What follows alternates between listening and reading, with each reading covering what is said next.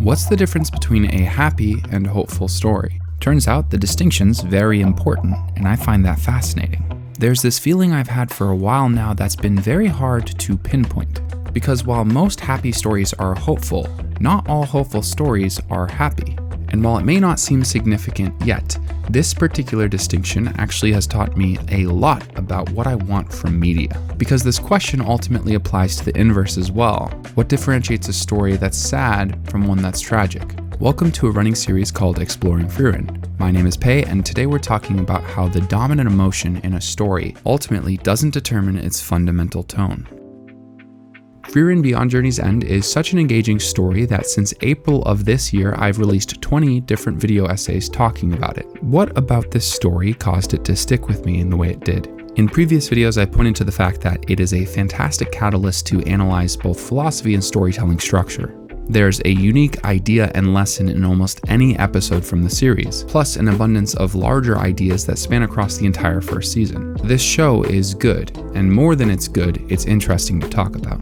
But there are plenty of good shows that I find myself uninterested in, and I haven't quite been able to voice why. What I found myself saying lately is that I prefer happy stories, but I don't think that's true. Happy stories in their most common state imply predictability. If a hero is guaranteed to win, with plot armor protecting them and no risk of lasting consequence, it undermines the stakes of the story. But on the opposite side of the spectrum, losing characters you deeply care for in tragic ways is heart-wrenching.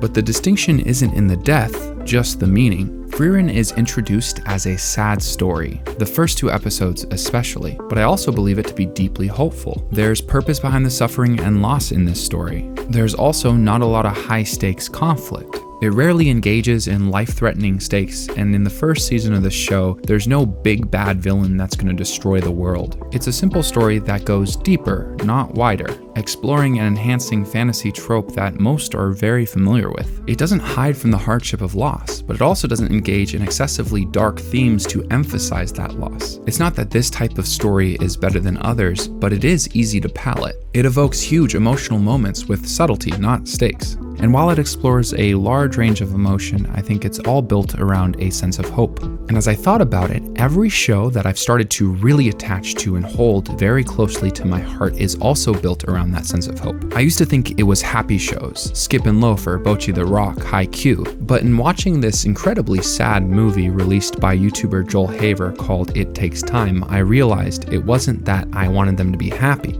I wanted them to be hopeful. I've always been drawn to sad music and stories, so there was something about this line of logic that felt contradictory, and that was absolutely re-solidified when I loved It Takes Time. Quick note from future Pei editing the video, the title is actually It Just Takes Time. I refer to it by the wrong name a couple more times in the video, my bad. I also included a link in the description below. If you like artsy low-budget films, I really can't suggest it enough. I could make a whole video about it, and maybe I will on my other channel someday, but in the meantime, anime.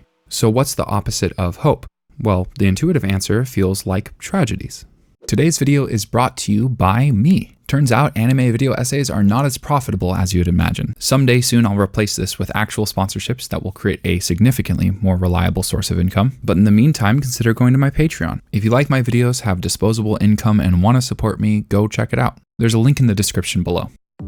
I released a video a while back talking about how Cyberpunk Edgerunners is one of the best shows I've ever seen that I didn't like. In totally consistent form with cyberpunk as a genre, it's what I would call a true tragedy. And while we'll come back to that in a second, I first want to understand why tragedies exist. I think there are lots of good reasons that apply to both authors and the audience. Take, for example, lessons in themes in storytelling. A lot of authors will use tragedies as a tool to express those lessons. All Quiet on the Western Front, a beautiful but tragic story, highlights the terrible consequence of war. There are lots of these types of movies, ones that you don't regret watching in the slightest, but you would be incredibly hesitant to sit down and watch again. Grave of the Firefly, Requiem for a Dream, 12 Years a Slave. But not all tragedies are meant to share a lesson. For audiences, they can make a story feel more realistic or cathartic. People's lives are often messy and complicated, so when they're in an audience watching a story and everything magically works out for all the characters, it may be hard to relate to that or have those moments resonate. Stories that always end in positive ways can come across as so corny. They also have a tendency to be very predictable. This means the context in which a story is made is important. If there's a meta that leads to predictability, trope, and cliche, well-executed subversion will often be rewarded.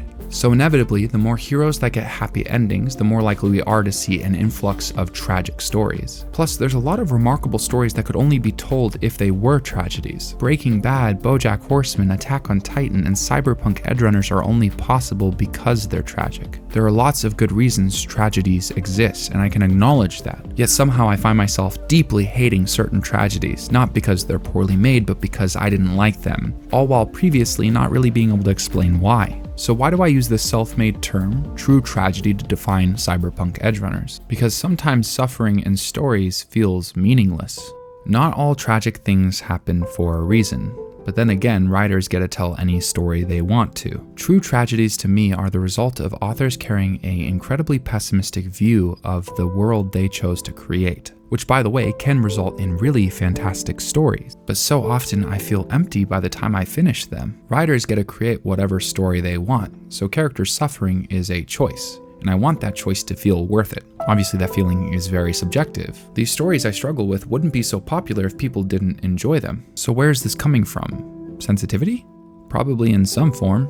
There's research that indicates that human beings' mental health has taken a huge hit in conjunction with an increased exposure to the amount of suffering in the world. There's a deep monetary incentive for people to farm engagement, and there's statistics that indicate that negative news is significantly more engaging than positive news. An increased awareness of the suffering in the world has, on one hand, allowed people the opportunity to be more in touch with what's going on and hopefully have a positive impact. However, people's ability to take action and support others is directly correlated with their own ability to take care of themselves. People consume media for all sorts of different reasons, and I think often it's influenced by our worldview. Art is meant to be satisfying and evoke emotion, and I think most people's relationships that they have with art is dependent on who they are and their circumstance. However, anecdotally, I've talked to a lot of people in my life that seem more drawn to happy or hopeful stories, as they've been exposed to more negativity, hardship, and suffering. I think this is in some way correlated with a rise in existential dread, an increased awareness of the dangers and suffering in the world. I'm of the opinion, if you zoom out far enough, with some exceptions, the world has largely gotten better. I'm not arguing that the world's in a great place, simply that it's gotten better and it will continue to get better if people put conscious effort towards it. I think both an optimistic and realistic viewpoint is the best way to pursue that. This is all reflected in the way I consume media. I think the way I'm drawn to hopeful stories runs in conjunction with my need to be optimistic. Despite the fact that I've always consumed and analyzed media, I haven't spent much time thinking about why. I'd encourage you to ask the same question.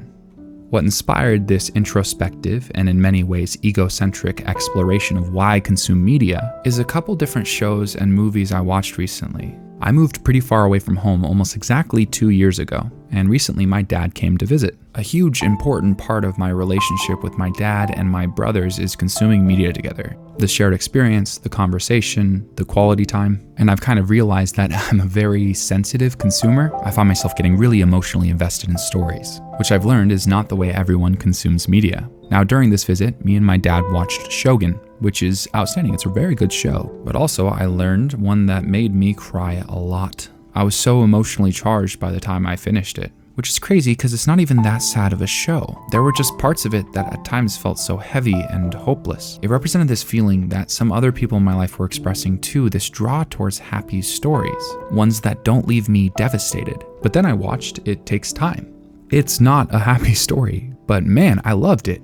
I think I learned lessons from media, find emotional validation, love the shared experience, and am addicted to that feeling of being fully immersed in a fantastic story. But like a double-edged sword, when it ends in a hopeless way, I'm just devastated.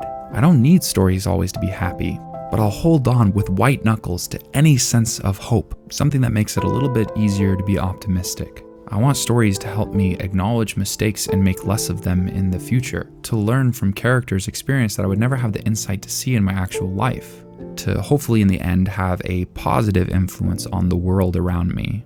Not everyone's going to relate to this intense pressure that comes with doom scrolling and the exposure to the world's suffering.